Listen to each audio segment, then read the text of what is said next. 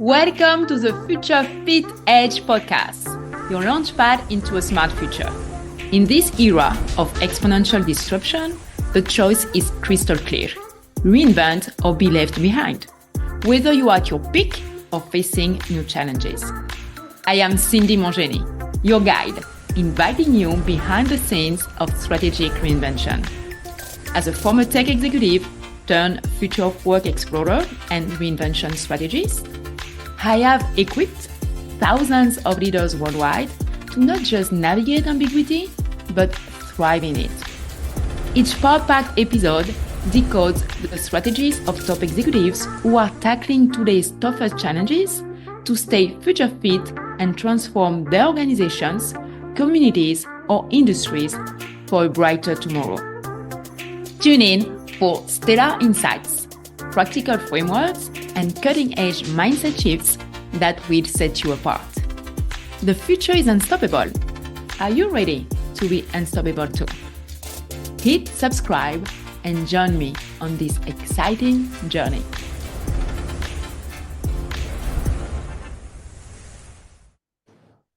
Welcome to a new episode of the Future Fit Edge podcast. I'm thrilled for the conversation today with another accomplished guest with an inspiring story. Our guest today is Rashad Thomas. Rashad is the current regional director for AT&T Florida, overseeing local and government relationship for Miami-Dade County and parts of Broward County. Prior to his role, he spent 18 years public service, working in different capacity for the Miami-Dade County government, and he started his career as a community organizer. I cannot do justice to all his amazing accomplishments, awards, and all the boards he's currently on. So I invite you to read his bio in the description of the podcast. And also I will include the link of an amazing documentary about his life, so you could get a better feel of everything that he has overcome to be where he is today. So welcome, Rashad, and thanks a lot for spending this time with us today. I'm honored to be here. Thank you very much for inviting me. You're welcome. So let's dive in, because you have this rich and diverse career, but there is a common thread, which is community. You started as a community organizer, spent 18 years serving the community in Miami-Dade County, and now even in the private sector, you are involved in the community. So what emerging trends do you foresee will have a big impact in community development, community engagement, and how could organizations leverage those trends to be effective and impactful in the community? Great question, and I appreciate that question because we live in a county, Miami-Dade County, that offers a lot.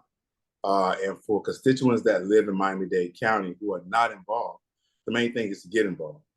Because Miami-Dade County is a city that's forever changing. Every time you look around, there's something new going on in Miami-Dade County. Someone else is new, opening a business in Miami-Dade County. There's a new organization that's doing something in Miami-Dade County. So being connected to the county and just knowing what's going on and being able to follow those moving pieces, you'll be able to see the trends that are basically happening in Miami-Dade County.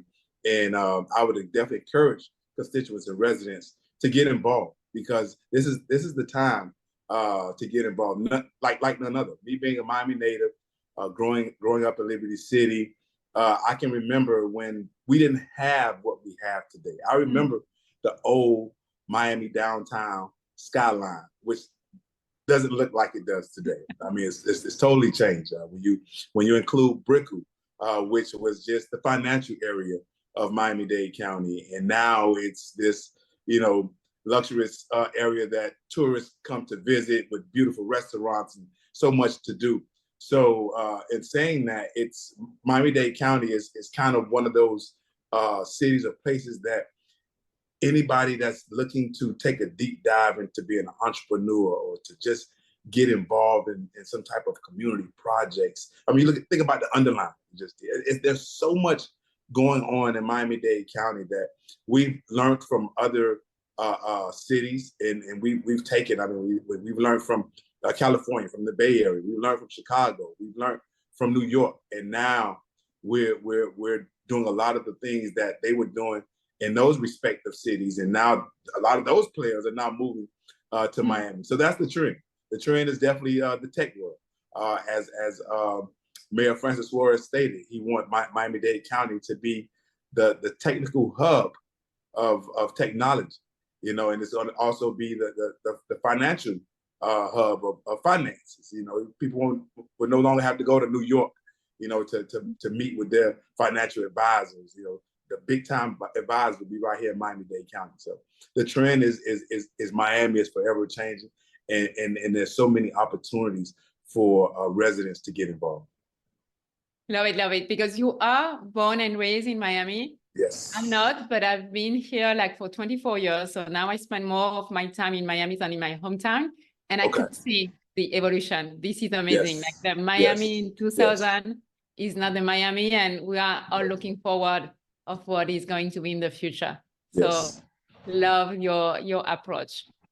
And part of this really amazing career, you had this great opportunity that not everybody had, only a small group, to be part of the team that organized the Super Bowl in 2019.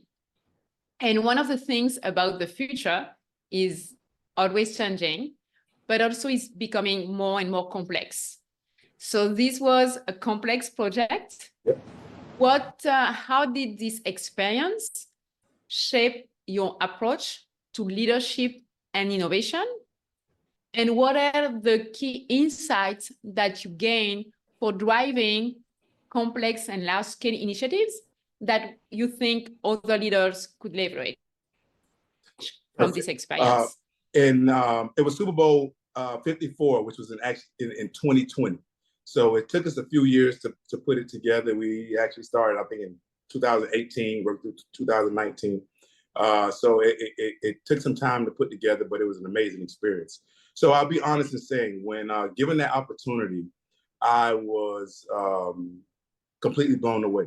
I was extremely honored because I was still a Miami-Dade County employee, because the county has a relationship with the Miami Super Bowl host committee, where anytime there's a Super Bowl in South Florida, the county loans one executive to the host committee to work on different initiatives. And I was fortunate to be given the initiative of working on which is called the Business Connect program and legacy projects. So the Business Connect program was the opportunity to connect with local diverse suppliers from the Tri-County area to ensure that they receive contract opportunities when the Super Bowl came to South Florida. So I was able to ensure that 100% of Super Bowl Live tailgate was local diverse suppliers from our community. At the same time, I was able to keep promises that I made to a lot of those vendors and provide additional opportunities, where I created a program for the Orange Blossom Classic, which was similar to the Business Connect program, to ensure that those same suppliers receive contract opportunities. And like I said earlier, Miami-Dade County is one of those cities where there's so much going on. And when you're talking about just being prepared, I had to be prepared, for me to take on that role with the host committee, because I was actually, voluntold, but was excited to be there, and not knowing what to do. I had not really, took a deep dive into working with entrepreneurs on the business side, while also dealing with what was called legacy projects, where I worked closely with Miami-Dade County Parks, and we were able to outfit 2 brand new football fields, one at Gwen Cherry Park in Liberty City, and another one at Goose Park down in the South District 9 of Miami-Dade County. So it was an opportunity for me to really get engaged with our entire community. And it was one of those things where I was able to learn a lot about Miami-Dade County. Being a native from Miami, from Liberty City, you kind of get stuck in the box and don't know a lot that's going on in the South. Homestead, Florida City, that's an area that's full of agriculture, which there's so many opportunities in the South. So for me, it was one of those leadership opportunities where I was able to learn more about the community that I had been working in, and the community that I was planning to serve for many more years in many different capacities. So it challenged me as a leader to learn how to deal with different folks, because when you're talking about the South, you're dealing with farm workers, and I had never dealt with farm workers, so a lot of my leadership skills were tested. I started dealing with high level leaders from the NFL, as well as other organizations, directly from owners and individuals that were connected to the owners. So it was a daunting task, but it was one that I didn't think I may have been prepared for. But believing in God, he took care of me, and I had to pray many days to understand the process and the position that I was in, and I did it, and I did it with a smile, and it was very, very rewarding. Even to this day, I still get a lot of calls because you got like FIFA World Cup is coming to South Florida. Okay. So I'm getting so many calls from individuals. They're like, "Hey, Rashad, how do I prepare? How do I position my business for these different opportunities?" So I've been fortunate to be able to connect already with the Miami FIFA host committee. So I know some of the individuals, Ray Martinez, Janelle Prito, and a couple others that are over there. So I'll be able to take those same entrepreneurs that I worked with back in Super Bowl 2020, that I worked with during the Orange Blossom Classic, to continue to test my leadership as it pertains to keeping my promise and positioning individuals with opportunities. This is awesome, like making the difference where you are placed. Yes. And you were part, so the Super Bowl was daunting, but exciting. Yes, and very exciting. Very exciting. And impactful. And you were part of also another daunting, impactful, but not so exciting project, yes, because you were part of the Miami-Dade County COVID-19 response team during the pandemic. So again, daunting, impactful, but not as fun as a Super Bowl. So here we're talking about leadership and crisis management. And one thing about the future is that we know that the next years are going to be marked by disruptions. There is a stat that between now, 2024, and 2030, so the next 6 years, we might experience more disruptions than the last 50 years. So what did you learn being part of the Miami-Dade County COVID-19 response team?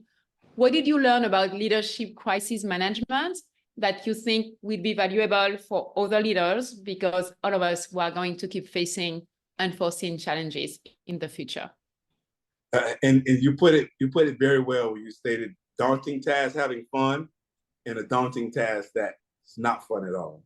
And as we called the Super Bowl 2020, we said that was the best party before the world shut down. Because right after the Super Bowl, I think weeks later, that's when everything started changing. Because for me, it was I had basically a vision of doing a lot of different other things. Like for me, I was never planning on, going back to Miami-Dade County and, working in county government anymore. But the pandemic hit. And when the pandemic hit, I was working closely with Deputy Mayor Maurice Kemp, who was the deputy mayor, and I was the assistant to the deputy mayor, and he was reporting to Mayor Jimenez.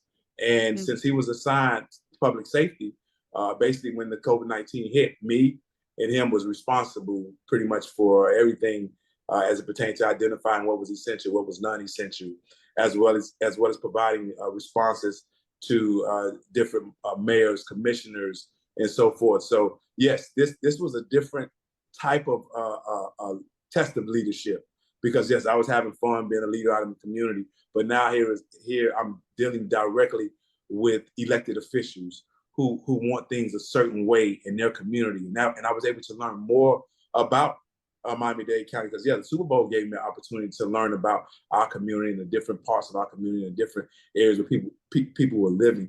But now I'm dealing with the elected officials who are responsible for those constituents, and now they have a certain way that they want things to be done, and they want them done in a timely manner.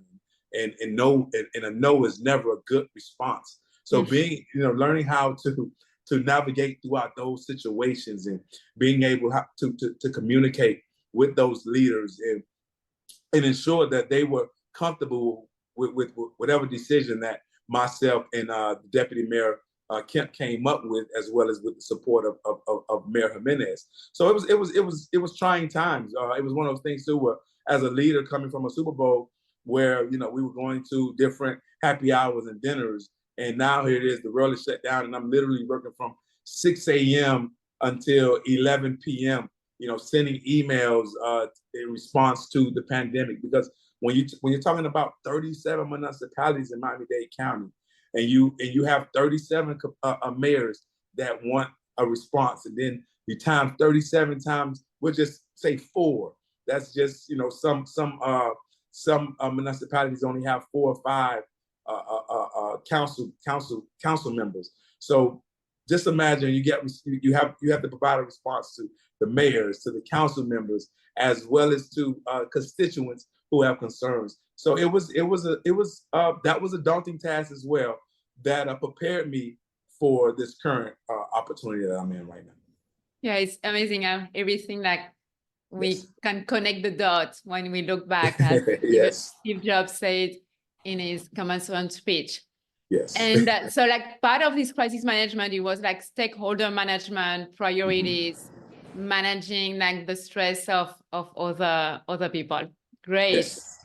And I started our conversation with a common thread in your career, which is the word community.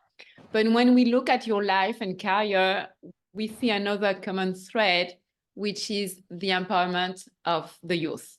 And I believe this comes because I watched the documentary that I'm going to put the link in your bio. And I think this passion is coming from you, who had overcome so many obstacles in a difficult childhood. So what do you think is critical when we want to nurture the next generation of leaders in a world that is becoming more complex, digital, with a lot of division at this moment, and so fast-paced? So what are the critical aspects if you want to build the next generation of leaders, especially in communities who at this moment are disadvantaged? Yeah. I hate to say this because it's kind of cliche, but it's the truth. Exposure. When it comes to our youth, it's all about exposure. So many of our youth, even the ones who are less fortunate, they still find a way to be engaged with technology, which puts them in a position where they're no longer persons, and they don't know how to engage with people, and the communication skills are off because they stay in the house, they play games all day. So it's very important that kids are exposed, because, as they say, you can only beat what you see. And that's why, for me, I serve the community the way that I do, and I serve in so many underserved communities, because I want kids to be able to see someone that they can relate with. No matter who you are, if you've seen someone that looks like me, and you're able to say, you know what, that could be my brother, my cousin, my uncle, or whomever. Just to ensure that kids have that comfortability. Because when I was a kid growing up in Liberty City, I didn't have that. It was one of my mom always took me to schools out of my community to ensure that I was able to be exposed to different things, and I was fortunate. And that's why, for me, I realize for my kids, every time I get an opportunity to show them something different, to provide them with another experience that they never had, that's very important. Because that takes you a long way in life, and it's also one of those things, as they say, it's good for conversation. When you're having conversation, you're able to talk about some of the things that you've been able to do and you've been able to experience. It goes a long way. So when it comes to our youth, and even the boards that I sit on, I'm always trying to find opportunities to ensure that we expose our youth to different opportunities that they've never thought that they probably could accomplish, that they've never experienced, maybe have seen, and to know that it's just arm reach away as long as you put in the hard work. Yeah, and I love it, because this definitely applies for youth, and especially disadvantaged communities. But when you think about it, even for adults, because what I do as a leadership strategist is working with organizations and doing retreats, and it's all taking people out of their day-to-day and put them in a context where they could have a different experience, to think out of the box and to really be creative and innovative. So I really love this insight that really apply to any aspect of our life, but definitely when you are young, it's even bigger. And I didn't mention this, so I talk a bit about your career in public sector and private sector, but you are also an entrepreneur. You're also married. You have like 3 boys. So you are like super busy. And I mentioned you are active in many nonprofit boards in the community. So how do you keep up with everything? Because the reason why you are involved in so many projects and initiatives is because you are bringing value. That means that you are relevant. So how do you keep up being relevant, staying agile? And what is your advice for other people to stay future fit? The biggest advice I would give, and the reason why I think I'm able to accomplish what I'm able to accomplish as far as sitting on the boards and being a husband, father, community leader, is because I have an amazing support system. For one, my wife, Cindy Thomas, is very supportive in everything that I do. And I've learned to also include my family in a lot that I do. Because as I talked about earlier, exposure. So I love for my kids to be able to be out with me and see me in action and be able to not just see the father that they see at home, playing around, having fun, or they see on the ballpark, having fun, but they get to see their father in action, doing amazing things in the community. So, and when they're included, it doesn't feel like work. And I think for my kids, they appreciate that. Because it once again, it gives them conversation pieces to be able to talk and say, hey, my dad does this and my dad did that. So I'm able to do it because of my support system, my family. We call ourselves the T5 family, which is me, my wife, and 3 boys. And we are very close. My oldest son, my eyes probably start sweating. Was just sworn into the military about 2 weeks ago. So he'll be leaving in September to join the U.S. Army.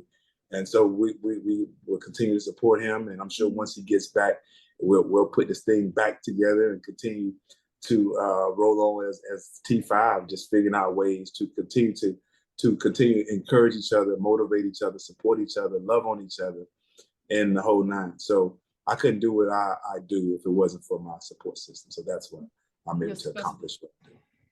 Your support system. Great key, and kudos for your son to serve us and protect us. This is really admirable. So we get a glimpse of Rashad as a leader, as also a father and a husband. So we're going to keep going a bit more on this personal side. And I will be asking you some rapid fire questions. Okay. To get to know a bit more on a personal level. So between paper books and digital books, what do you take? Paper books, ebooks. I'll take ebooks. Ebooks? I like to drive and listen. Yes. Awesome. And to learn, podcast or books? Well, these days I like a good podcast, because with a podcast you get to hear different opinions. Because a book is kind of straightforward, and it's almost like that one person that you're listening to in the book. Where a podcast, you have 2, 3, 4 people, and that they challenge each other. You get to hear different opinions and different perspectives on different ideas and things. Okay. One of the best advice you have ever received? From my wife. She told me to change the way that I dress in professional settings. And you saw the changes when you did it? Yes. Awesome. Great advice. And your favorite comfort food? My favorite comfort food. I'm not an island guy, but I'm a chicken guy. So I love chicken and potatoes. So a good chicken sauce always does me good. I love chicken sauce. Awesome. And a famous person who is alive today, you would love to have coffee with, lunch or dinner, but spend some time with a famous person who is alive. Oh man, famous person. I mean, I have to go with Obama.